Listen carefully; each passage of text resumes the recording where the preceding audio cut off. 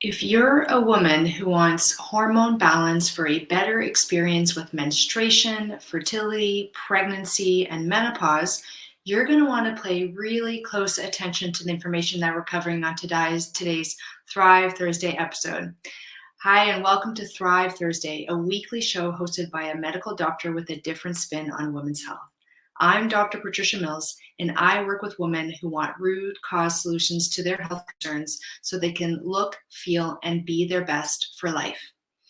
I'm also a published and internationally recognized researcher, and one of my superpowers is taking complex information and breaking it down into easy to understand language and actionable strategies for your vibrant health. Today, we're going to be talking about what to use to measure your blood sugar at home for better hormone balance. If you're joining me live through my private Facebook group for women, Wild Wisdom for Women with Dr. Patricia Mills, please feel free to put in your questions and I will answer them for you. That's one of the benefits of joining this amazing special group of women. So thank you for showing up and feel free to put in your hellos in the comments.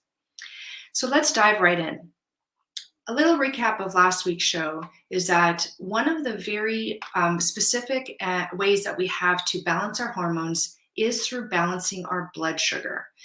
And conversely, one of the ways we have to unbalance our hormones is to eat a way that creates poor blood sugar balance.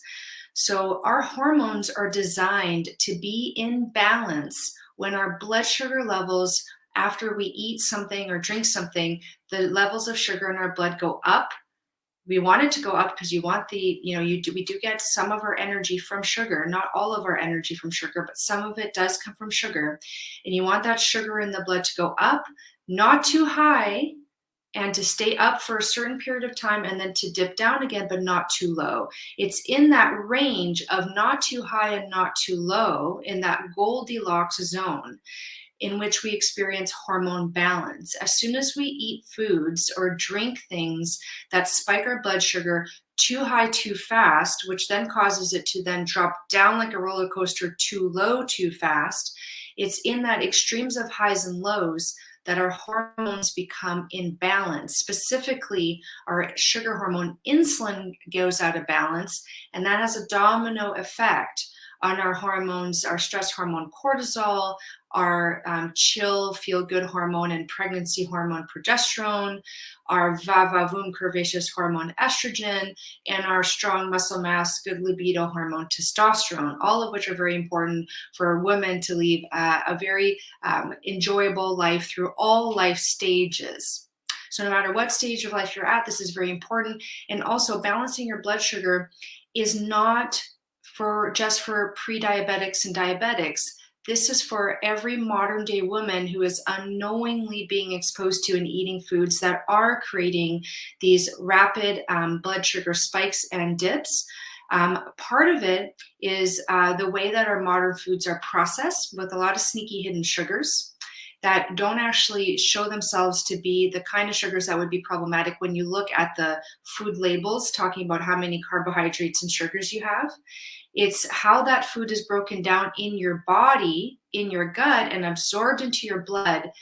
That's what matters. So you're not going to get that information from a food label. You're going to get that information from actually measuring your blood sugar response, because it's part of it is what we're eating it. Part of it is the health of our gut and how our gut is able to break down that food. Okay. And again, the only way to really, really know how your body is responding to your foods in terms of blood sugar balance, which affects our hormone balance, is to measure your blood sugar at home. And I am going to cover that. And I will say one more thing about this is that blood sugar imbalances are being linked as a primary driving cause of things like Alzheimer's, which is 3 times more common in women. Very important. Also, it is a driving cause of things like dementia, stroke, heart attacks, cancer. So we definitely want to get on top of our blood sugar and make sure that the food that we are choosing to eat every day, the drinks that we are choosing to drink every day, are actually agreeing with our body and supporting hormone balance versus sabotaging it. So if you're watching this, I can see we have some people who are watching live. Please feel free to put in your name and any comments or questions that you have so far. Thank you for joining me today. So let's go into what are the different options for measuring blood sugar. And essentially there's two big categories of blood sugar monitoring tools. One category is the one that has been most commonly used up until recently and is still the most commonly used tool, which is the finger prick method, where you actually prick your finger with a device. And I'm going to show you actually this device, and you measure, and it generates a little droplet of blood. And then you take, and actually I'll just show it to you right now. If you're listening to this versus catching this live visually, I'm going to try my best to explain this to you.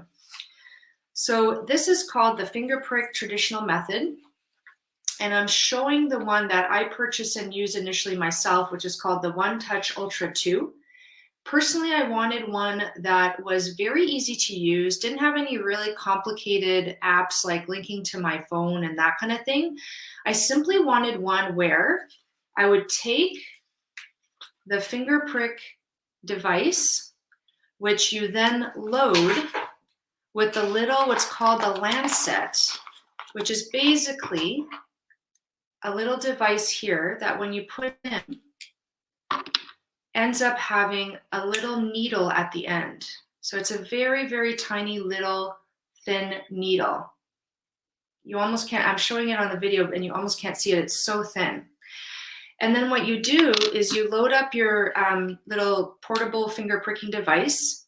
And next episode, I'm going to show you exactly how to use this live, which is always fun, pricking your body live for getting blood on YouTube lives. And so you put this on your finger, you prick it, you press this button, you prick it, a drop of blood comes out. And then what you do is you have these special sensor strips, and you take the strip, you put it on your blood drop, and it goes onto your strip. You put it on your blood drop, and then you insert the other end into this machine, and that gives you the reading. And the reading, okay, it won't do that right now because it's off, but the reading ends up being the level of sugar in your blood. And you can have that level in measurements for Canadian values or US values. They are different. So if you're living in the US or living in Canada, and that also changes if you're living in other parts of the world. So you're going to want to know for, if you're working with a health professional or if you're looking at values online, you're going to want to pay attention to the measurements because they differ depending on whether you're living in the US, in Canada, and what is being printed online. So you get the level, and the thing is you're going to want to test it at specific times to understand what your blood sugar response is. So ideally you test this before you eat, and then you eat your food. And when you are testing this, like let's say you have diabetes, the recommendation is usually to test for about 2 hours later. However, if you don't have diabetes and you're testing for hormone balance, what you want to do ideally, in my experience working with people doing this, is you test it an hour after, 2 hours after, and 3 hours after. Now, you're not going to be doing this for life. You're doing this to test your response to certain foods and what your response is to the way that the food is cooked, when you eat it, how you eat it, and what time of day really matters. So certain foods, if you eat them later in the day, give you higher blood sugar responses, like more opportunity to imbalance your hormones than if you eat it, for example, in the middle of the day or first thing in the morning.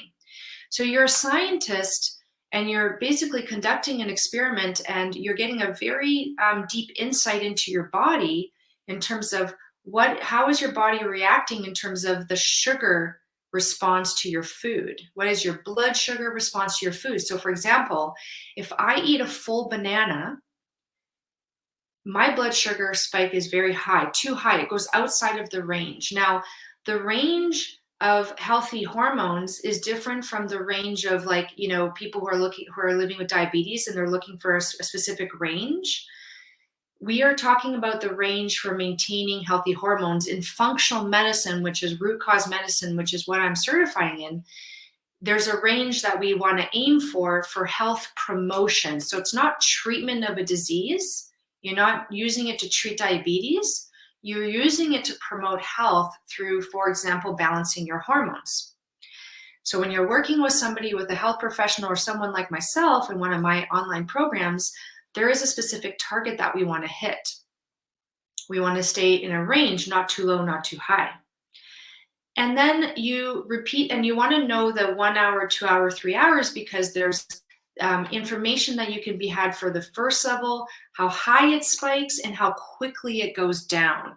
Because when you have hormonal imbalances already starting to play themselves out, for example, not only are you going to get a high spike, but it's going to take longer for that sugar to come back down to the normal, like the baseline levels that you want in your blood. So lots of information. Basically, blood sugar testing gives you a lot of information, not only about what is your unique body response to your foods, it also lets you know what is your current state of hormonal balance. Are you heading towards them being very imbalanced? And in some cases, you can even catch yourself in a pre-diabetic state or diabetes. So, which is extreme hormone imbalance, like your insulin hormone has been triggered so many times, so frequently for so many days, months, and years that now you're in a state that your hormone production is totally dysregulated for things like insulin, and that does affect your estrogen and your testosterone and your progesterone and your cortisol, your stress hormone. Now, some people with this hormone imbalance will go on to experience diabetes. Some people will never get that diagnosis and instead will experience something like Alzheimer's.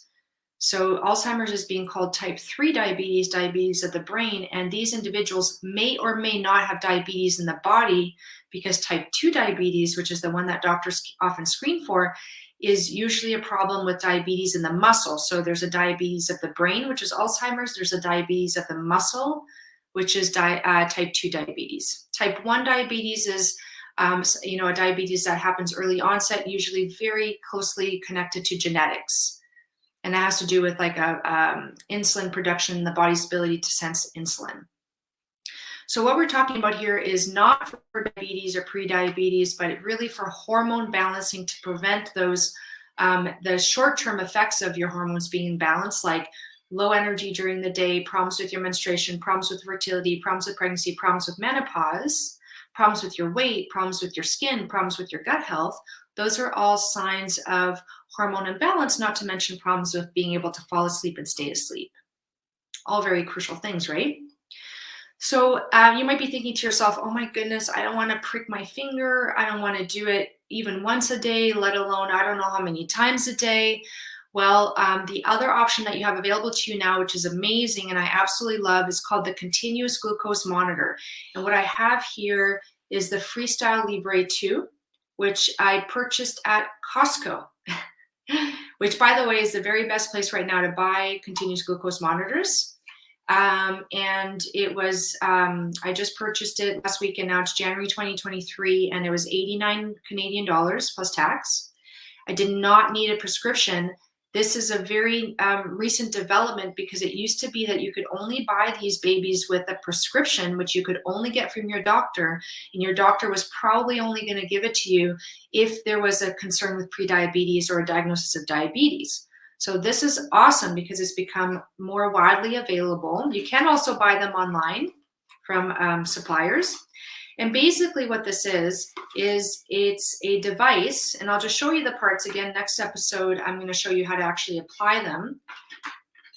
And so it's a device that comes with a patch that basically, it's a little needle. You know that little needle that I showed you for the blood sugar, the finger prick? It's as tiny and thin, like really, really tiny and really, really thin. And you apply it once to the back of your arm, to the back of the upper part of your arm, so in the region of your triceps. And it's a quick application. There's an initial little pinch. You could say it hurts, but it just pinches really. I've used it before many times. And then it has a sensor, and you put a like a pad on top to protect it so you can go swimming, you can take showers with it, you can go in the sauna. I have tried that out myself. And what you do is you leave that on for 2 weeks, and that sensor, it detects the level of sugar, not in your blood actually, but in the fluid in your tissues. And it uses a calculation to estimate the levels of sugar in your blood. And then it sends that information to an app on your phone, and it's continuous. So when you get that information on your phone, basically you see this like chart of like, the blood sugar goes up after you eat a food, and then it comes down, and then you go to bed, it goes down even more, and then you wake up in the morning, you have your breakfast, and it goes up again. And it's this beautiful, very easy to visualize graph. And it's amazing because it gives you information without you having to continuously prick your fingers. It also tells you information that is really fun to know about, like, for example, what is your blood sugar doing at night? And is that, are low blood sugar events triggering your waking up and not being able to fall asleep again? That's a very common problem and cause for insomnia and not being able to stay asleep. And so there's a lot of information that can be gained from a continuous glucose monitor. And you might say to yourself, well, why doesn't everyone just use that, right? So here's the pros and cons between the two, okay? So number one, financial. This finger prick method, the traditional finger prick method, is very affordable.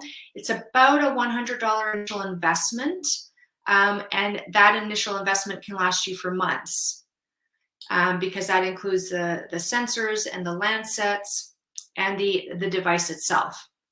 The continuous glucose monitor is $89 plus tax for every 2 weeks. After 2 weeks, the monitor stops functioning and you have to take it off and throw it out. So you can see that there is a price difference. Now, the thing is, this is important, I think, if you are diabetic and you're having to test your blood sugars all the time. So the cost would add up. However, if you're doing this for hormone balancing and you're using the continuous glucose monitor for a very well-defined period of time where you're learning about your unique blood sugar responses to foods and how to adjust your food to get into that healthy hormone balancing range, then it's, you may be investing, let's say, $300 to do that, and then that's it. You don't have to keep monitoring for life. You may want to buy another one in the future if you notice that your health is slipping and you want to reassess, but it's not something that you keep doing over and over again for life. So it's a short, limited time event. And for that reason, I do think it's important oftentimes to connect with a health professional, someone like myself or somebody else who understands the concept of health promotion through hormone balancing with blood sugar control, so that you don't waste your time or investment. You have very concrete action plans based on the results that you get. So we have the financial piece. Now, the pros and cons of the continuous glucose monitor compared to the finger prick method is that the finger prick method is actually more accurate because you're actually testing the blood, whereas the continuous glucose monitor is testing the fluid in the tissues. And what happens is that you have the blood vessel with the blood inside of it, and then you have the tissue around the blood vessel. For example, the tissue in the back of the arm, and the blood vessels are running in that tissue. But if I put a little needle into the tissue of the forearm, I'm not going to get into the blood vessel. I'm going to get into the tissue. And so the sugar does filter from the blood into the tissue. That's actually one of the additional problems of having too much sugar in the blood. You get too much sugar in the tissues, and that's very damaging to the tissues. It causes accelerated aging. So you age faster if you have too much sugar from your diet floating around in your blood. And so what I found is that my results with the continuous glucose monitor, the CGM, were 1 point higher than what I was getting with the finger prick. I myself compared the finger prick to the CGM, and I was consistently getting 1 point higher, which was really good for me to know, because 1 point higher makes a difference. It's a difference between being like, I'm good, I've got good eating patterns, versus I'm very upset because my eating patterns are not good for my blood sugar balance. So it gave me peace of mind to know. And once you know the actual measurement with the finger prick, you can either mentally adjust for the results of the CGM, just always subtract a 1, or you can go into the app and you adjust the results of the app to be 1 point lower for every result. So that is very important to know, because you could buy a CGM and start measuring your blood sugar responses and start getting really freaked out by your blood sugar responses, and actually you're within a good range. Or conversely, you're getting good, quote unquote good results, but actually you're too high, because it can work either way. It can measure it too low or too high. So you really, ideally, if you're going to do this, really, really well, if you're going to do a CGM, you actually do buy a finger prick device, and you test your finger, you test your blood, and you compare it to your CGM. So that's the really amazing, most ideal way to do it. So those are the big pros and cons between a CGM and a finger prick technique. I do love to do my programs with women, ideally in a time when, for me, it's winter time, so that you do have the patches on the back of your forearm, and you're usually wearing long sleeve shirts anyways. But it's really interesting. Sometimes I walk around in the summertime and I see people with these patches on the back of their arm. It's becoming very normal. And in the health conscious world, in the people who are very health conscious and looking for ways to improve their health and longevity, this is a very, very common thing. So, it's becoming more common, which I think is a very good thing, because an ounce of prevention is worth a pound of cure, as we know. So if you can get your blood sugar balance in check now, it's going to not only help you with your current health concerns, because poor blood sugar balance is a root cause of many women's health concerns.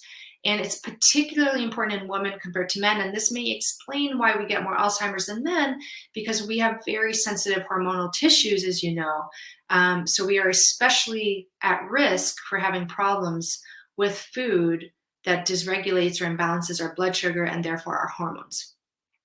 Now I'm getting into the end of my talk. So if you're joining me live, which I can see a few people have, and you have any questions, now is the time to start putting it into the comments so I can answer them for you. So the last thing we're going to talk about is, can I get health insurance coverage for this equipment? Or do I have to pay out of pocket?